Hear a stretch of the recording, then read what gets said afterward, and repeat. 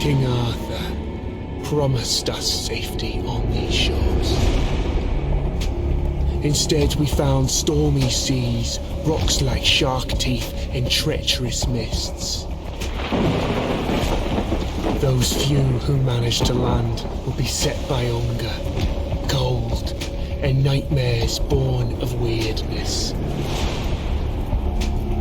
My people settled around a gnarled old statue.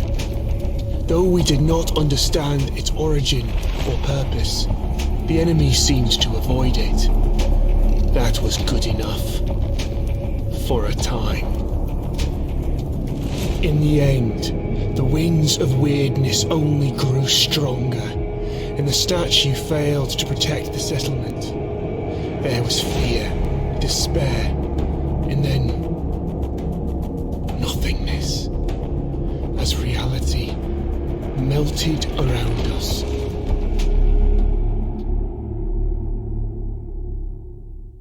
You awake to nothingness.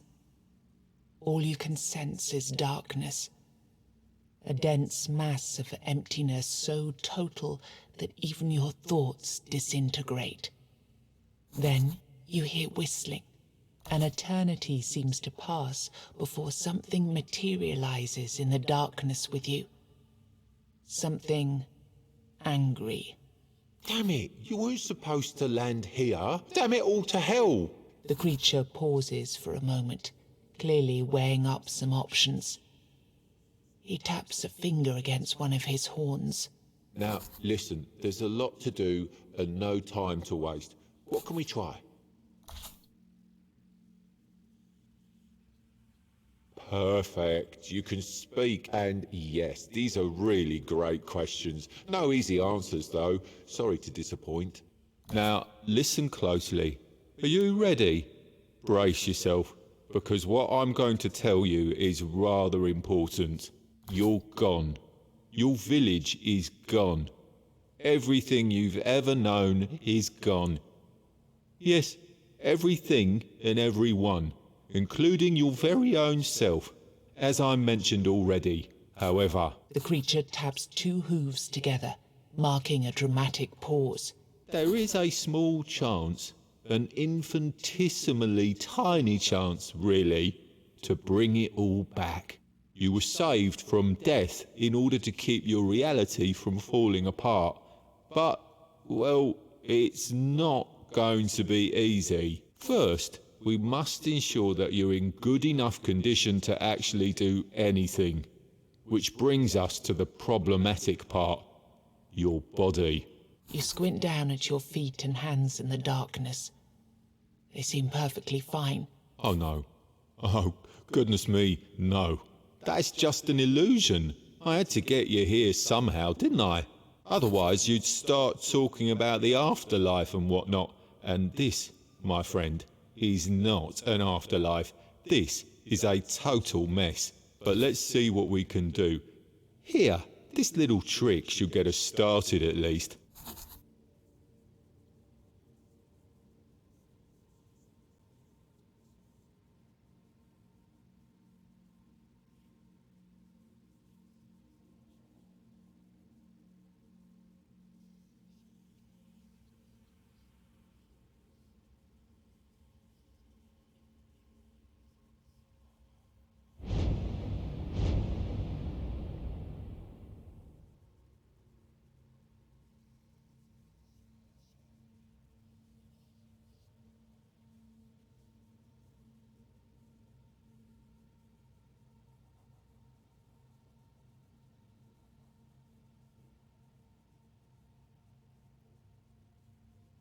Well, it seems your soul isn't strong enough to be picky about its vessel yet. Don't worry, you'll grow.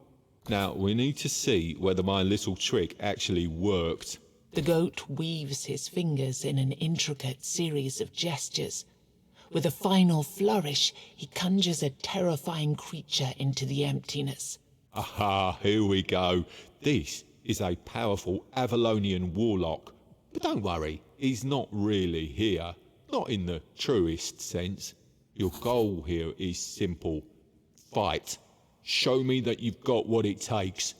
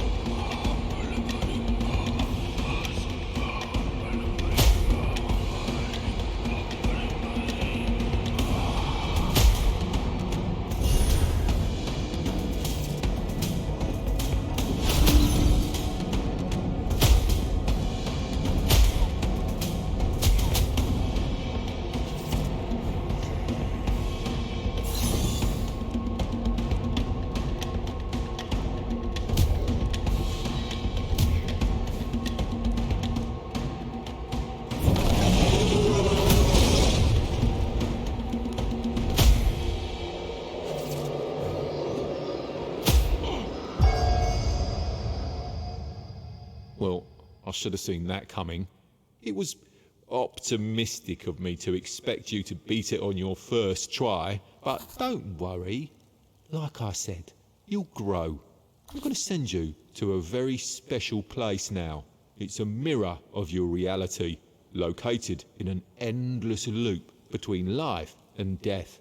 You won't die there, but nothing's really alive there either. Your main objective for now will be to push onwards, survive, kill the 4 Guardians. Then we'll talk. Listen, it's been 4 years since humans landed on these shores. 4 years of strife, fear and hunger. At least that's what you tell yourselves. And 4 years of war you were destined to lose, because even the mightiest human wizards are no match for the Avalonians. Seeing your expression, it makes an impatient grimace, stepping from one foot to the other. The war you brought here? Well, it wasn't exactly going in your favour. But then that wizard, Merlin? Well, he had an idea. Your king, Arthur, he had another brilliant idea. Both stubborn mules, both playing with powers they didn't understand and were never meant to understand. And so we're here, in this corrupted reality, strung together with the last strand of somebody's goodwill.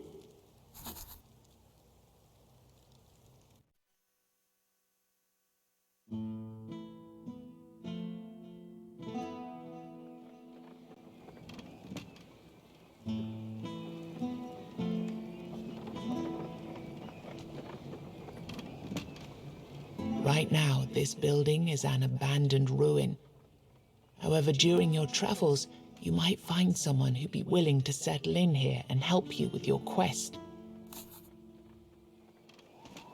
Where your hometown once was, a lone man sits among the remains. He doesn't notice you. Only when you walk right up to him, he turns his blank stare toward you. It's not my farmhold, is it? I'm from up north, the land of fog. I don't know what happened. At least that's one thing you have in common. A creature that looked like a goat told me I'd wake up in a strange place, and that I'd find someone in need of my help there. The man looks at you for a moment. I've already made some preparations and settled in one of the tents here. I can't offer you much at the moment, though. This place is different. But you? I've seen an enormous creature out there. A column of stone. The evil energy it emits is beyond anything I've ever felt. I'd say getting rid of that beast would be a good start.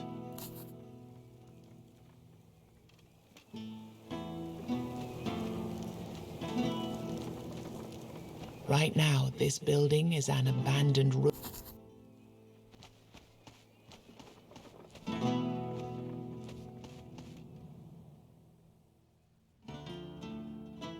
I don't remember, and I don't know what I'm doing here, or how I got here. All I know is I'm supposed to be helping you with your quest. All I know for now is that you need to find the rest of the people who are supposed to join us and help them out in their troubles. I don't know. Maybe it will come back? Maybe there's something that could trigger my memories.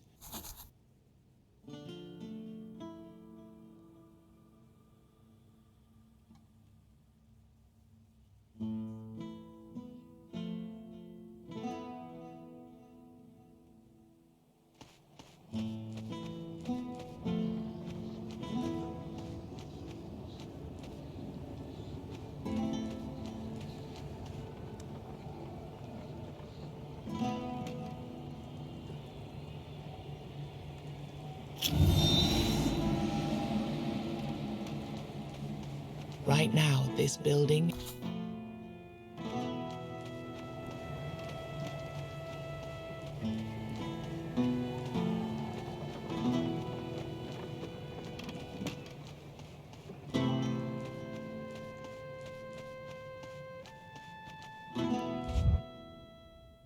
Good.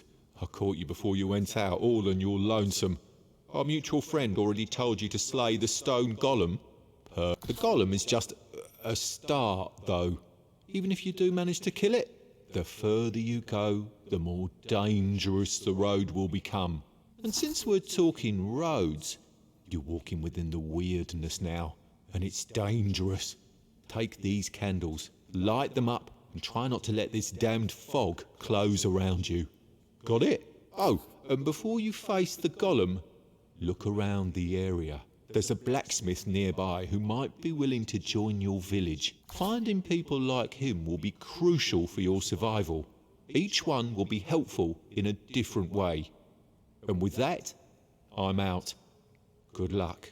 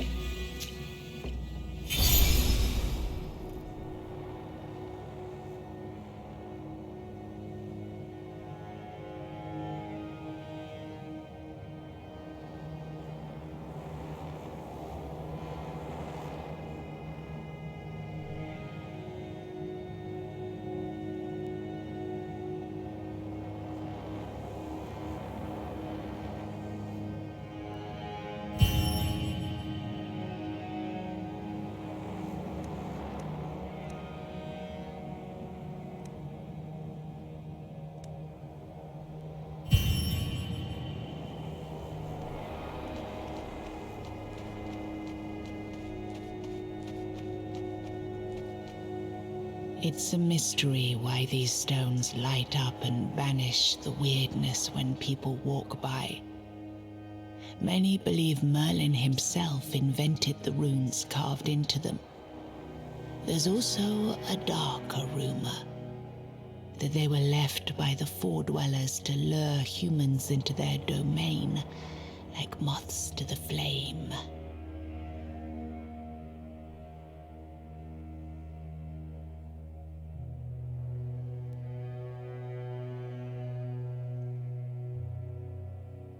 As the flickering light of the weird candle combines with the milestone's faint radiance, the surrounding darkness is pushed even further back.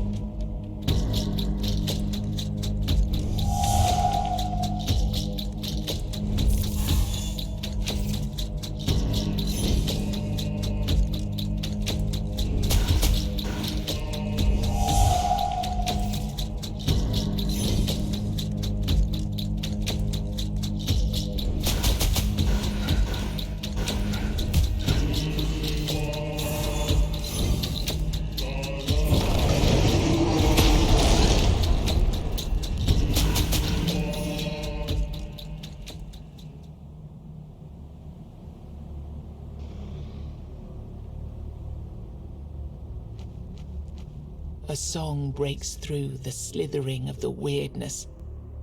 I have no hope, no home, no gold. Mine is but misty morning cold.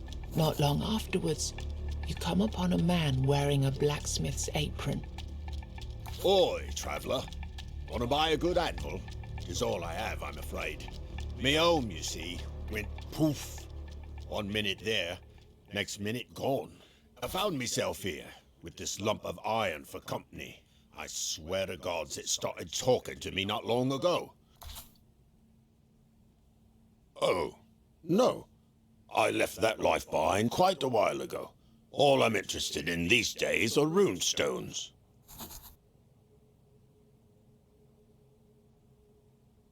Yes, containers for the magic of giants. Even though you'll usually find them broken, they're extremely powerful. You can use them to enhance your weapons or armor. They will influence your abilities in different ways. Also, when you find 3 of the same kind and rarity, you'll be able to fuse them together. This will make them even more powerful. Here, let me give you some. You can try it later. I'd say that since you know what you're looking for, you should be able to find more of them out there. By the way,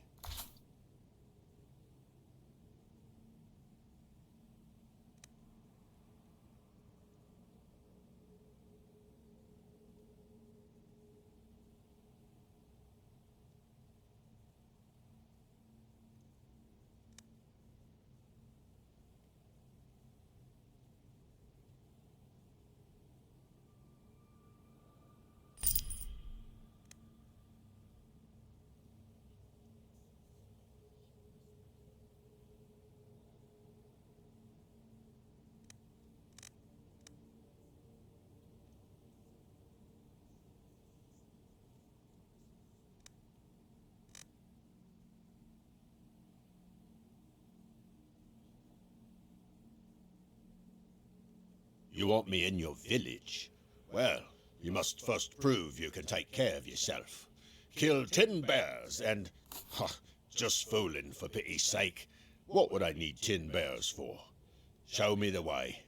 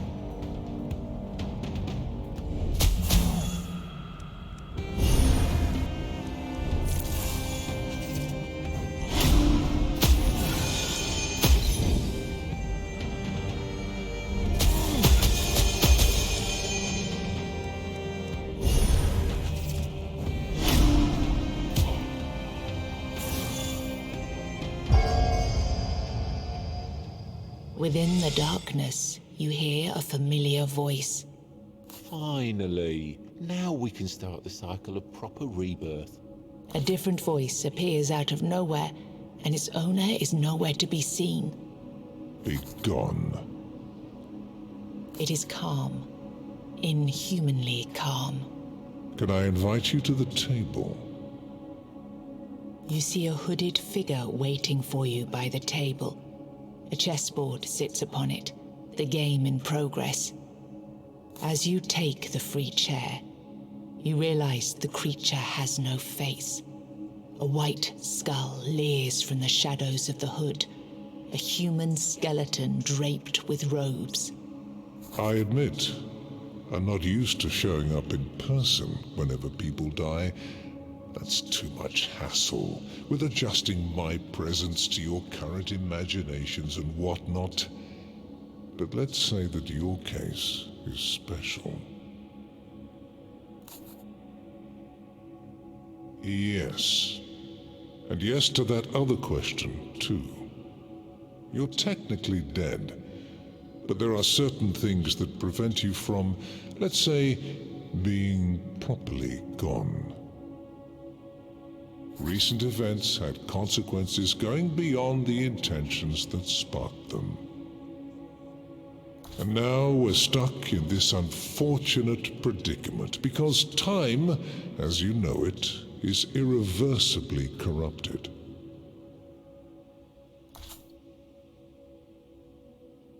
One king commanded a great army in order to conquer an island.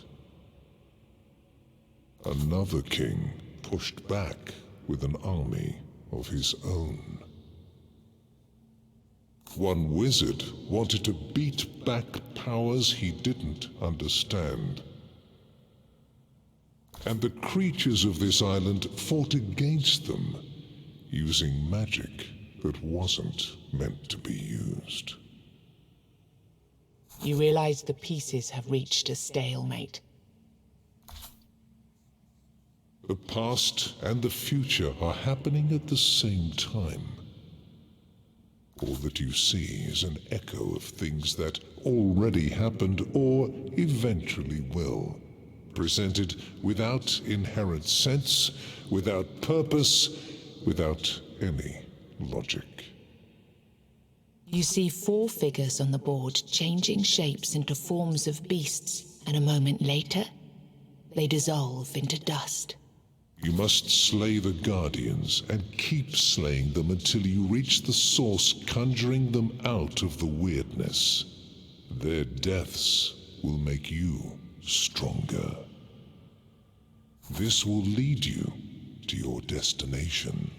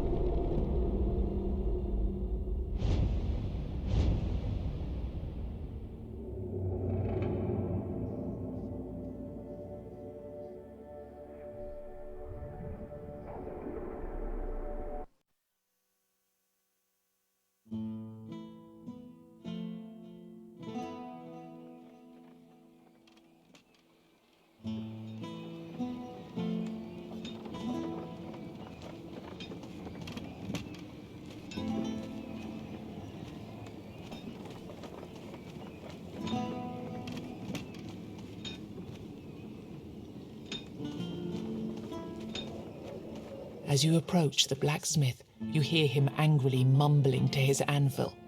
I swear on my name, one day he'll pay. Oh, it doesn't matter. Not at this point. Now I'm here, and happy. It's just an old habit of mine. His eyes say otherwise.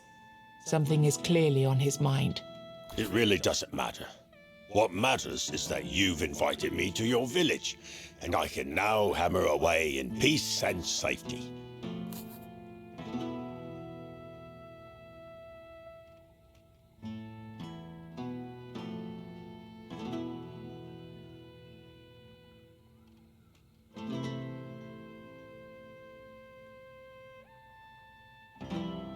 You're not giving up, are you? Fine, fine. I'll tell you. I really loved me village and me people. When the army marched through our lands, I thought the All-Mother herself had blessed me. I got a contract to forge soldiers' weapons, but something went wrong. The weapons weakened instead of getting harder. So the army blacksmith accused me of treason. They didn't hang me because my people demanded a fair trial. But there was no time for one, so the army burned down me workshop and told me to leave. I had no choice. It was that or the noose. This anvil is the one thing that survived the fire. No, I don't care about that. It was so long ago. It's just a habit of mine. Whenever I work on weapons, I like to get angry, and then I force myself to care. And you get the gist. My only regret from those days is that I didn't get the chance to say goodbye to me beloved Silence. He quickly realizes that a question is forming in your mind. Silence. His eyes sparkle as he starts to tell the tale. She was the most beautiful person I have ever met. We would only meet at night, near the water. She didn't speak, true, but we understood each other very well. I miss her every day. So please, forget what I told you considering the other blacksmith and all that treason. It really doesn't bother me anymore. But Silence, if you ever meet her, please tell her I'm here. If she wants to join us, I promise I'll take care of her. I'd be glad to have someone to talk to besides me anvil.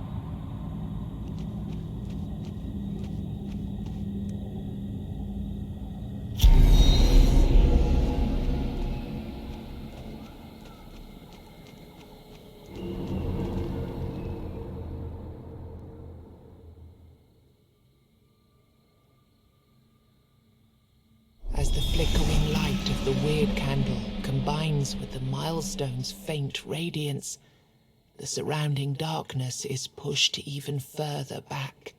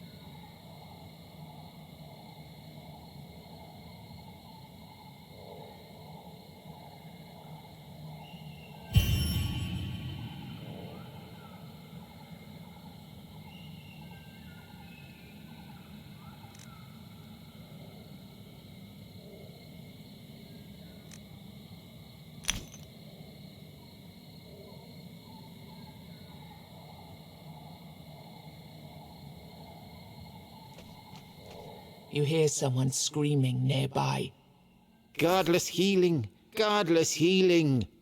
Intrigued, you approach the source of the sound. It turns out to be a joyful man advertising his merchandise to the nearest trees.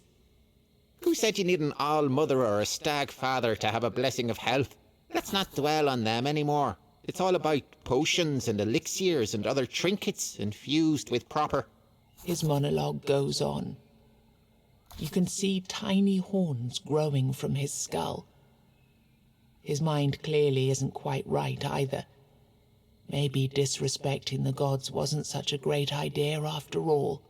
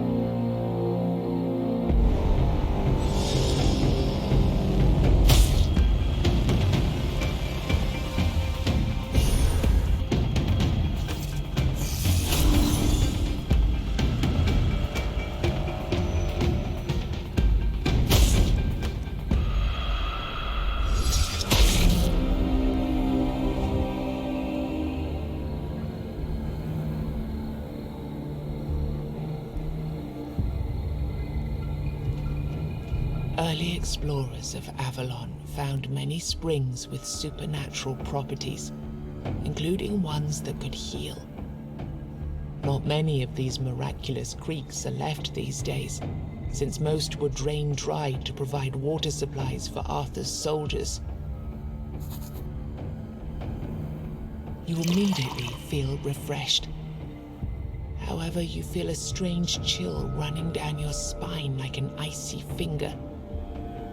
It might not be safe to stay here any longer.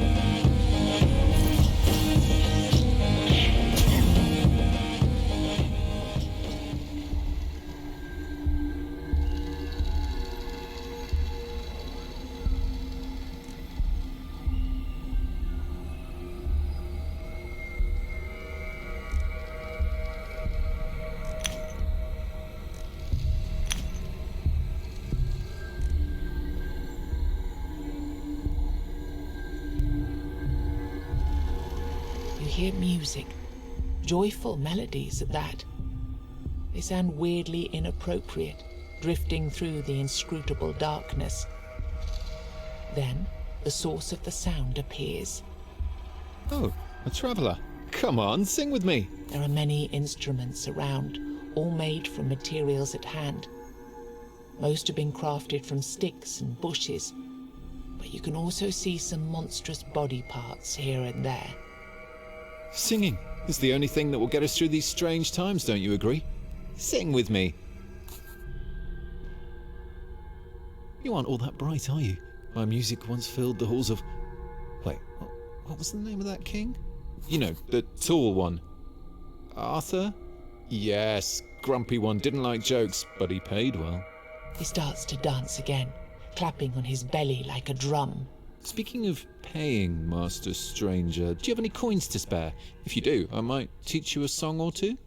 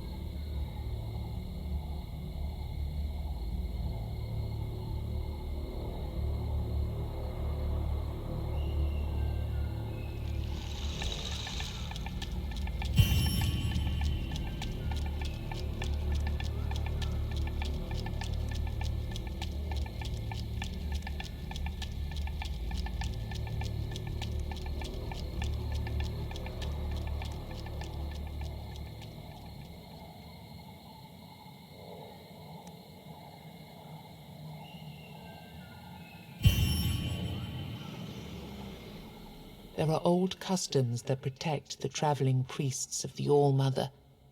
The one you see before you, walking through the weirdness at a brisk, confident pace, doesn't seem to realize or care that this protection is unlikely to extend here. Before you have a chance to ask her for anything, something leaps out of the weirdness.